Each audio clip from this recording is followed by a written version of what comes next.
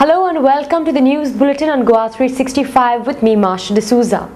The Children's Court at Panjim on Monday morning granted a conditional bail to Rohit Montserrat, son of the Education Minister Athanasio Montserrat, who has been named as accused in the rape of the minor German girl.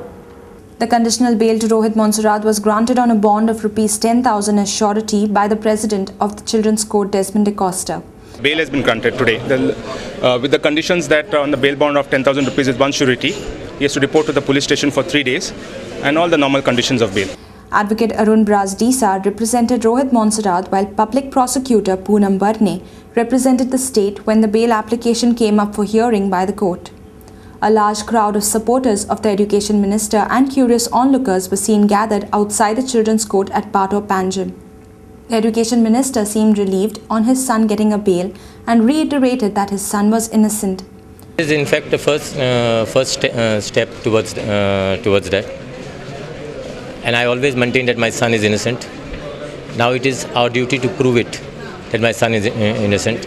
And I have got full faith in the judiciary system of our country. Rohit, who left the Children's Court, also claimed he was innocent and said that he had full faith in the judiciary. I accept that I'm innocent and I have full faith in In an interesting twist to the case, the mother of the German girl, in a letter addressed to the police inspector of the Kalangut police station, expressed her frustration on the sequence of events following her complaint of the 14th October and expressed her desire not to proceed with the complaint. The letter, which was handed over to the Kalangut police station on Sunday at around 2:35 p.m., reads as follows. I am a recipient of your letter dated 5/11/2008 bearing outward number PI/CAL/PS/2644/2008 regarding investigation in CR case number 145/2008 and wish to state as under.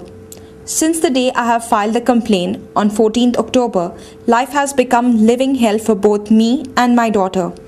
There are allegations and counter-allegations in the media, and we have now realized that we have been trapped in a situation not in our interests. We are also scared of being scarlet too. We are spending sleepless nights and we are in depression and shock, and we are scared of the consequences of proceeding with the complaint. The murderous assault on our lawyer continues to play on our minds. We have learned the bitter truth that making genuine complaints against the rich and mighty is entirely counterproductive. We are constantly hounded, our names sullied, campaigns organized against us, and all sorts of motives attributed to us. A minor child has been accused, but my complaint for my minor daughter has only led to more and more harassment for us. We are unable to lead normal lives, and even our lives themselves are at stake. We are crushed under the weight of the rich and mighty and are strangers unable to beat the system. Goa was such a nice place to live in, but now it is a living hell. Our lives are destroyed. My minor daughter got into bad company and has to suffer the scars all her life. We can take it no longer. It's time for us to call it quits. In these circumstances, we do not wish to proceed with the complaint, which may be treated as closed. Meanwhile, as Rohit's bail application was being heard at the Children's Court in Panjim, his mother, Jennifer Montserrat, lay in the Vintage Hospital at Panjim, where she was admitted after apparently suffering of fatigue. Leading a delegation of the Goenka advocate Iris Rodrigues on Monday morning met the Honourable Governor of Goa S.S. Sidhu and apprised him of the assault on him and historian Prajal Sakardande on 13th of October 2008 at a city restaurant. Advocate Rodrigues said that he had asked the governor to direct the Goa police to make the Chief Minister Digambar Kamath the co-accused in the assault case. We have requested the Governor that the Goa police be directed to make Chief Minister Digambar Kamath a co-accused in our assault case, and that Mr. Digambar Kamath along with Mr. Babush Montserrat be sent for brain mapping. He has thrown a challenge to the Chief Minister to come at a religious place and deny that he has not given the green signal for the assault on him. Now, our challenge to the Chief Minister is, let him come to any religious shrine and vouch and say that he had not given the green signal. The Commission of NRI Affairs, in collaboration with government and non-government agencies, including the Nehru Yuva Kendra, will be organizing a No Goa program for the children of people of Goan origin not holding Indian passports, with the intention to portray to them the transition of Goa over the years. We have started this year the No Goa program for people to come to know Goa, and people who, meaning young people, who have distinguished themselves either as students or professionals and who are not, they are of Goan origin, but they are not Indian nationals. So they are of different nationalities. We are not bothered about that, but we want them to understand what Goa is today, and we want them to understand not just what Goa is today, what India is today, because Goa is just one of the several states of India. And therefore, you see their ancestors left this. Briefing media persons, the Commissioner for NRI Affairs, Eduardo Falero, disclosed the number of participants who would be participating in the events and the various activities that would be organized during the program. 12 participants are coming, and they are from USA, from I'll just give it to you in a second, all the countries from which they are coming. They are Australia, Canada, Mozambique, Trinidad and Tobago, and the USA. They will go to our academic institutions like Goa University, like National Institute of Oceanography, like BITS Pilani, like the colleges, and not just go there, but interact with the students and staff. They will go to religious places. They will attend the feast of St. Francis Xavier. They will go to the Pilar Seminary.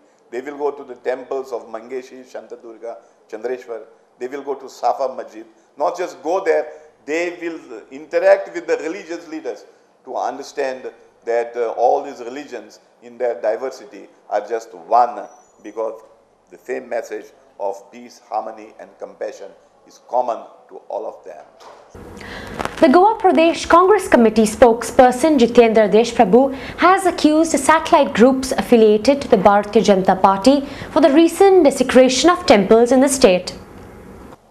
The Congress feels that those elements, and we sincerely believe that these elements are satellites and protagonists which are connected with the Bharatiya Janata Party, who have, for obvious reasons, made a sequential pattern of desecration. Briefing media persons, Mr. Deshprabhu said that the desecration of temples was a part of their deliberate strategy to arouse communal passions ahead of the Pale by-elections and the impending general elections. The present sequences of desecration of Hindu temples seem to be a planned strategy to invoke communal sentiment in the wake of the present elections at Pali and the general elections of Indian Parliament. He also appealed to the various temple committees to beef up security in their respective temples. We appeal to these committees to move the security forces to protect these shrines from such elements who are working overtime to invoke communal sentiment. Sentiment of the people of the state. Don't go away, we'll be right back after this short break. Welcome back, here with Goa365.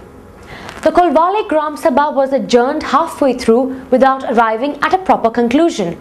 The villagers demanded that a confidence motion be tabled against Sarpanch, the Deputy Sarpanch and the Panch members. It should be passed on Sarpanch and Deputy Sarpanch by the VP members present in the meeting, and the same should be sent to concerned department for necessary action. Propose कौन करता है?